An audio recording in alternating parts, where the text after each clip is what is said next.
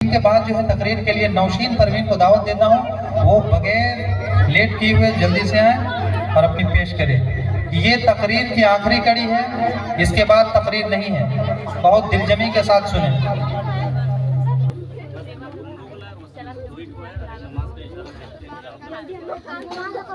السلام علیکم ورحمۃ اللہ وبرکاتہ۔ وعلیکم السلام ورحمۃ اللہ وبرکاتہ۔ نحمدہ ونصلی علی رسولہ الکریم، اما بعد، اعوذ باللہ من الشیطان الرجیم، بسم اللہ الرحمن الرحیم۔ فقد قال اللہ تعالی فی کلمہ المجید والفرقان الحمید، کل نفس ذائقۃ الموت، صدق اللہ العظیم۔ میں علم دین کی چھوٹی سی طالبہ ہوں، میرے اندر اتنی ہمت تو نہیں، پھر بھی میں اپنی تقریر آپ کو سنانا چاہتی ہوں۔ اللہ کے فضل و کرم اور بزرگوں کی توجہ اور دعاؤں کا اثر ہے کہ آج میں آپ لوگوں کے سامنے کچھ کہنے کی لائق ہوئی۔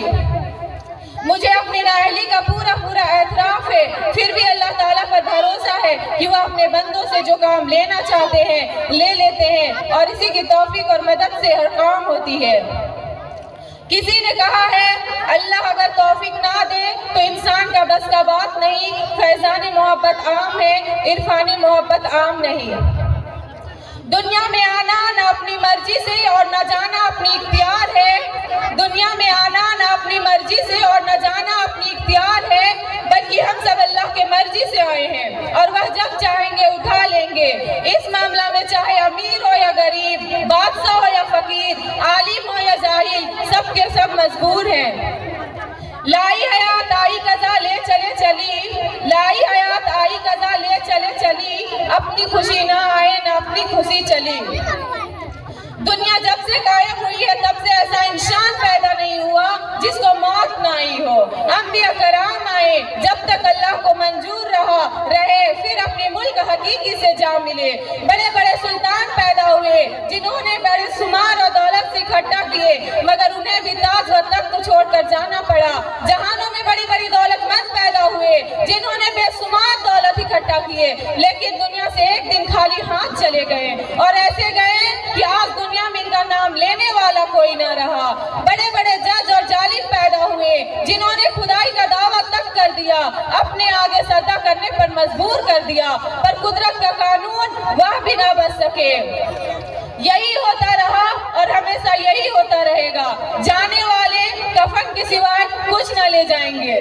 محترم بزرگوں اور دینی ساتھیوں اور ماں اور بہنوں، غور فرمائیے، جنہوں نے ایش و آرام کے نقشے تیار کیے، ٹھاٹ باٹ کے سامان اکٹھا کیے، سب بروز گزری اور اسی میں ان کی زندگی تمام ہوئی۔ لوگ کہتے ہیں یہ میرا مکان ہے، یہ میرا دکان ہے، یہ میرا سامان ہے، یہ دولت ہماری ہے، یہ کپڑے یہ زیور ہمارے ہیں، مگر آپ دیکھتے چلے آئے ہیں کہ جب آنکھ بند ہوتی ہے تو کیا ان میں سے کوئی بھی چیز کسی کے ساتھ جاتی ہے؟ کیا کسی مرنے والے کے عزیزوں نے اس کی روح نکلنے کے بعد اس کی بنائی ہوئی مکان پر اس کو رہنے دیا ہے؟ کیا اس شخص کی لاش کو اس کے گھر والوں نے منو مٹی تلے دفن نہیں کر دیا؟ پھر انہوں نے اس کی ساری زندگی کو کمائی کو تقسیم نہیں کر لیا؟ پھر انہوں نے احسان ثواب پر کچھ خرچ بھی کیا تو احسان کے ساتھ؟ میت کے پیچھے 3 چیزیں جاتی ہے، ان میں سے 2 لوٹ آتی ہے اور ایک اس کے ساتھ رہتی ہے۔ اس کے پیچھے اس کے رشتہ دار، اس کا مال اور اس کا اعمال جاتا ہے۔ رشتہ دار اور مال واپس آ جاتے ہیں لیکن اعمال ساتھ رہتا ہے۔ میرے عزیز بھائیوں، سوچنے کا مقام ہے۔ حضرت محمد مصطفیٰ صلی اللہ علیہ وسلم ارشاد فرماتے ہیں کہ مرنے کے بعد مرنے والا کا پہلا ٹھکانہ قبر ہوتا ہے۔ مرنے والا کا پہلا ٹھکانہ قبر ہوتا ہے، اور قبر آخرت کی منزلوں میں سب سے پہلی منزل ہے۔ جو شخص اس قبر کی پہلی منزل سے کامیاب ہو گیا وہ آخرت کی تمام منزلوں میں کامیاب ہوتا چلا جائے گا، اور جو شخص اس قبر کی پہلی منزل میں پھنس گیا وہ آخرت کی تمام منزلوں میں پھنستا چلا جائے گا۔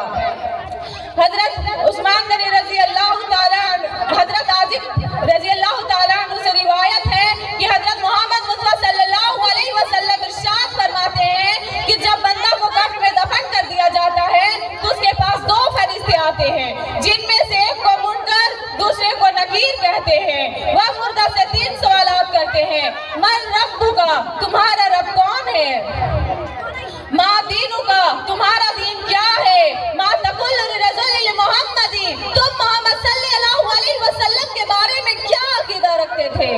यानी नेक बंदा होता है तो जवाब देता है, मेरा रब अल्लाह है, मेरा दिन इस्लाम है, मेरे नबी सल्लल्लाहु अलैहि वसल्लम है जिन्हें अल्लाह ने हक के साथ मखसूस किया था। लिहाजा आसमान से निदा आती है कि इसके लिए जन्नत का दरवाजा खोल दो और जन्नत का लिबास पहना दो और जन्नत का बिस्तर लगा दो। जन्नत का दरवाजा खोल दिया जाता है, खुशबू हवा आने लगती है। कब्र रौज़तुन मिन रियाजिल जन्नति औ हुफ्रतुन मिन हुफ्रिन नार। कब्र जन्नत के बागों में से एक बाग है या दोज़ख के गड्ढों में से एक गड्ढा। यानी नेक बंदों के लिए कब्र जन्नत का बाग बन जाता है और बदकारों के लिए दोज़ख का गड्ढा।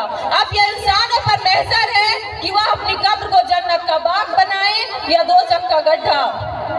हज़रत मोहम्मद मुस्तफ़ा सल्लल्लाहु अलैहि वसल्लम इरशाद फरमाते हैं कि खुदा के नाफरमान बंदों को मौत का जिक्र होता है, फिर उसके जिस्म में रूह को लौटा दिया जाता है, फिर वही दोनों फरिश्ते आते हैं और सवाल करते हैं, मन रब्बुका, तुम्हारा रब कौन है। वह जवाब देता है, हाँ हाँ ला अदरी, मैं कुछ नहीं जानता। फिर दूसरा सवाल करते हैं, माँ दीनुका, तुम्हारा दीन क्या है। तो वह जवाब देता है, हाँ हाँ ला अदरी, मैं कुछ नहीं जानता। फिर तीसरा सवाल करते हैं, माँ तकुल रसूल, तुम मोहम्मद सल्लल्लाहु अलैहि वसल्लम के बारे में क्या अकीदा रखते थे। तो वह जवाब देता है, हाँ हाँ ला अदरी, हाँ अफसोस, मैं कुछ भी नहीं जानता। लिहाजा आसमान से निदा आती है कि इसके लिए जहन्नम का बिस्तर बिछा दो, जहन्नम का दरवाजा खोल दो और जहन्नम का लिबास पहना दो।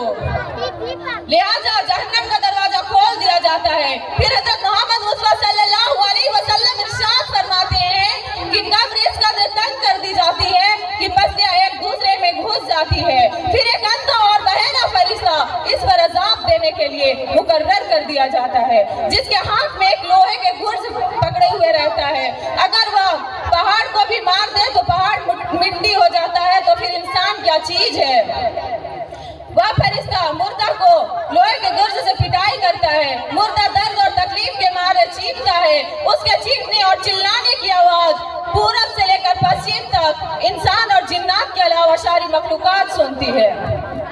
रब्बिल अज़्ज़ल मिन्नल काफिरीन दयारन इन्नका इंतज़रुम युज़िलु व ला यलीदु फाजिरन इल्ला कफ़ारा। ऐ परवरदिगार, तू काफिरों में से किसी को भी जमीन पर बाकी न छोड़। अगर तू इनको यही छोड़ेगा तो ये तुम्हारे बंदों को भी गुमराह करेंगे और इनकी औलाद भी इन्हीं के तरह नाफरमान पैदा होगी।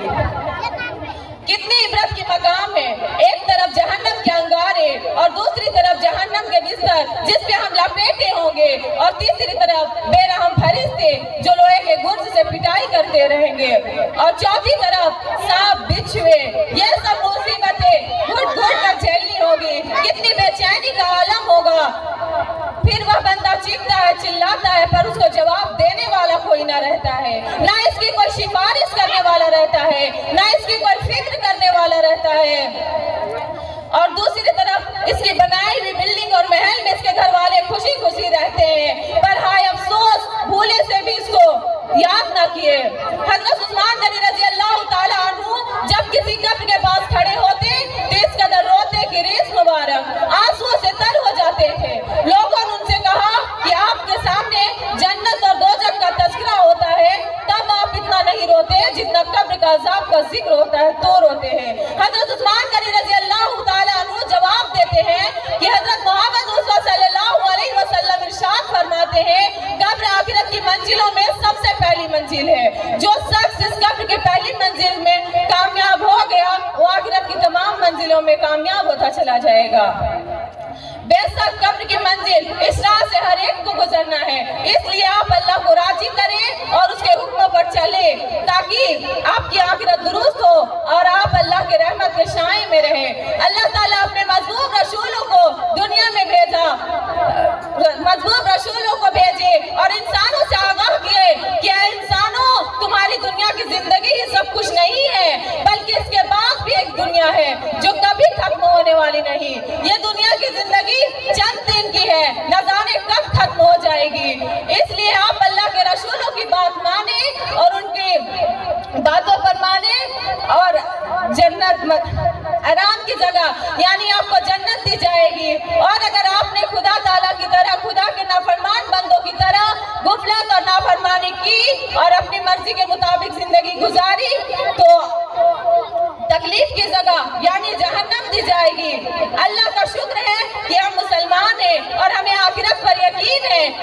आजकल ज्यादातर मुसलमान दुनिया वालों की तरह दुनिया की जिंदगी में फंस गए और आखिरत को भुला बैठे, और आज यही वजह है कि हम परेशान हैं। दुनिया की जिंदगी कैसे बनेगी इसकी हमें बहुत फिक्र है, मगर आखिरत में क्या होगा, कैसे होगा, कितनी तैयारियां किए हैं इसकी हमें एहसास तक नहीं। मुसलमानों, तुम आराम और राहत के लिए नहीं पैदा किए गए, तुम इसलिए पैदा किए गए हो कि इस्लाम का बोलबाला करो, अल्लाह से रिश्ता जोड़ो और सच्चाई और इंसाफ को फैलाओ और बुरी बातों को दुनिया से खत्म करो।